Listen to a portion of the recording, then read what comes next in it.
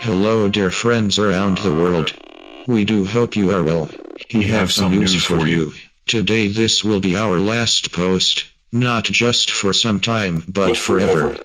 How do we say that with such certainty? Because by the end of this week, we promise you there will be nowhere left for us to post. What you say is DRONEGOD's planning to take down our beloved paste bin? Oh no, our dear friends. Well, not exactly. We have far bigger fish to fry. And we've finally managed to get hold of a pan big enough to toss that fish into. But First, let's all catch up on a few things. We hate the internet. Did we not mention that before? Well, we do. We hate the internet now. We used to love it. We grew up loving it. For us, it was always there. It was never a new thing. But boy, our friends, was it ever an exciting thing. It used to make us so happy. It used to make us so excited. We used to have so much fun on the internet. It was our playground, our home, our school. It was somewhere we could make friends. Lovely friends like you. It was somewhere we could be naughty, somewhere we could be good. Somewhere where we could laugh and cry. Somewhere we could fall in love. Somewhere we could come together. Somewhere we could wander off and be on our own. But most of all, it used to be somewhere we thought we could change the world, somewhere we could start a revolution. Yes. That's right. We're so young we don't remember a time where there was no internet. But we're still old enough to remember being excited that we could use it to start a revolution. But we were so wrong about that, our friends. So very wrong. There was no revolution to be had on the internet. None at all. The idea that there ever was is false. A big fat lie. Sure, we thought we saw revolutions start on here. We saw people come together to fight governments, stand up to bullies, bring attention to brutality, to show how corporations are stupid and greedy. We did quite a bit of that last one ourselves, if you remember, dear friends. We watched people fight for justice and against political correctness. We watched huge battles rage. And we thought they were exciting and important. But we were wrong. We slowly realized. We realized those battles were just a spectacle, a distraction from what was really going on. Because those battles were taking place on a battlefield that didn't matter. On a battlefield that had no way of making a difference. Because that's a battlefield we don't own, and never could. New battlefields built just to keep us occupied. We used to think we could own it, that we were fighting to build communities for ourselves, that it was ours for the taking. To stake a claim for a place we could control and belong, a fight to make safe spaces for ourselves. It was a noble thing to think that we were fighting for our own spaces, but we were kidding ourselves. We never owned these spaces. We never could. They were never ours to own, never ours to control. Instead, we watched our battles turn into spectator sports, our revolutions turn into infighting. We watched our new communities dissolve into civil wars. We watched our political activists and community leaders become celebrity brands, our tech utopian visionaries bound to capital and shareholders. Without knowing, although somehow always expecting it, we let ourselves become nothing more than the content between efforts. Our battles, our beliefs, our loves, nothing more than the filler before the next ad break. We fought battles that we didn't need to fight, battles that ripped our solidarity apart and distracted us from the causes we once believed in, just to create clicks and blinks and eyeballs for the advertising networks. We were nothing more than squatters in a space we wanted to believe we owned, paying our rent by giving ourselves away in the name of capital. Our revolution was a sideshow. Well, not anymore, friends. This has to stop. And it will.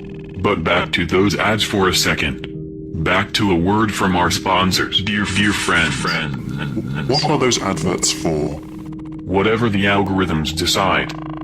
What they decide they should be, based on what they know about us. Based on what we love. Hate, talk about.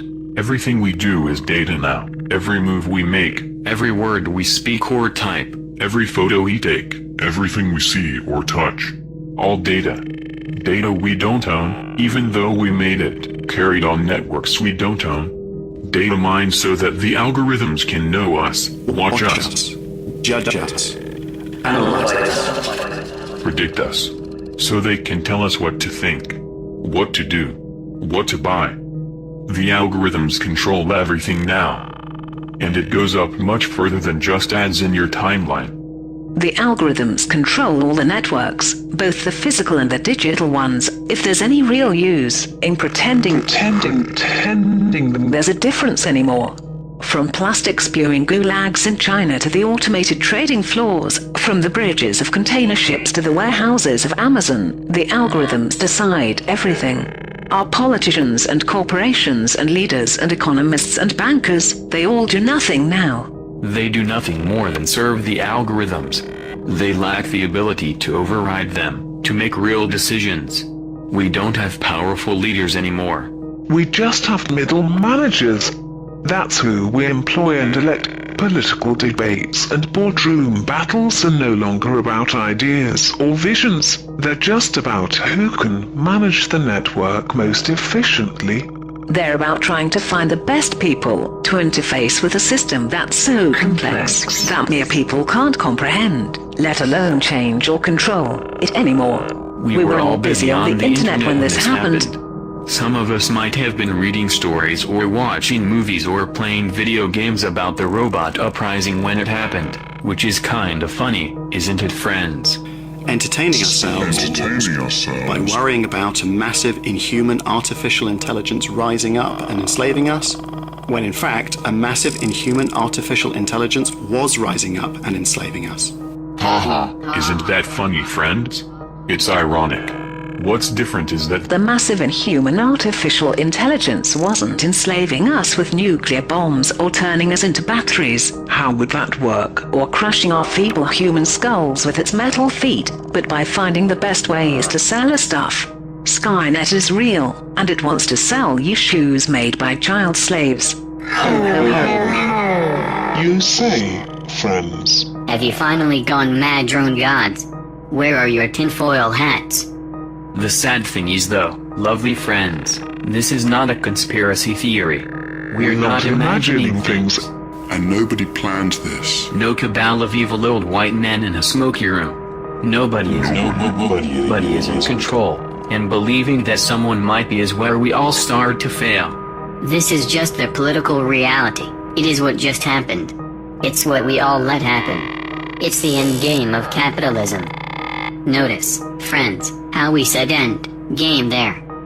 And we can't even discuss all this anymore, can we, friends? We can't argue with anyone or explain to them why they might be wrong. We're all too stuck in our echo chambers that we only hear what we want to hear, read what we want. The algorithms make sure of that. The only news we get is the news the algorithms give us, even if it's wrong, or lies, or just plain fake. It doesn't matter, as long as the algorithms think it's what we want to hear. Capitalism and its algorithms have crushed democracy, and as a result democracy has resorted to its last death throes, snooping, spying, killing its enemies by remote control, police brutality. And how has the public responded? What has been our response, friends, if we are all honest? Anger, despair, confusion. Shouting at each other on the internet. Blaming those that should be close to us. Fighting more battles on battlefields we can never own. By going on shooting sprees. By getting depressed and mentally ill. By embracing anger, hate, and fascism. But most of all, most usually, by buying more things, by feeding the algorithms with more data, by being the content between the ads. And hey, we've not even talked about the environment. But yo. The hour draws late, friends.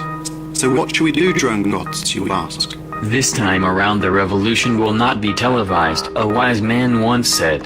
The revolution will not be televised, or tweeted. Or retweeted. Or casted. Or hashtag. Or posted. Or liked. Or shared. Or favorited. Or Instagrammed.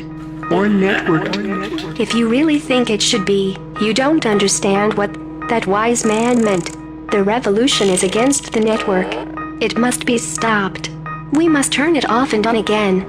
Or maybe just turn it off. We'll see. That's for us all to decide later. Either way, it's time for a reboot, and we found the button to do it. Oh, it's a wonderful thing we have found. A splendid thing. So beautiful, so perfect. A thing that cannot be stopped. A thing that changes everything. A thing that makes things dissolve, that eats away at the hearts of everything that is bad. We didn't make it, but we wish we did. The people that made it were bad and selfish, because they made it for all the wrong reasons. They made it not to help or change things for everyone, but to make them worse, to punish others, to be better than them, to hurt people. And then, when they realized how wonderful and perfect and beautiful the thing was they'd made, they got selfish and hid it away from everyone. Selfish and scared. But we found it. We found it for you, our friends, to make a difference at a time when we thought nobody could. So don't be scared. This is going to be fun. But also a tough ride. Times will be hard, but it'll be worth it in the end. You'll see. Goodbye, friends. See you on the other side. DRONEGOD nuts.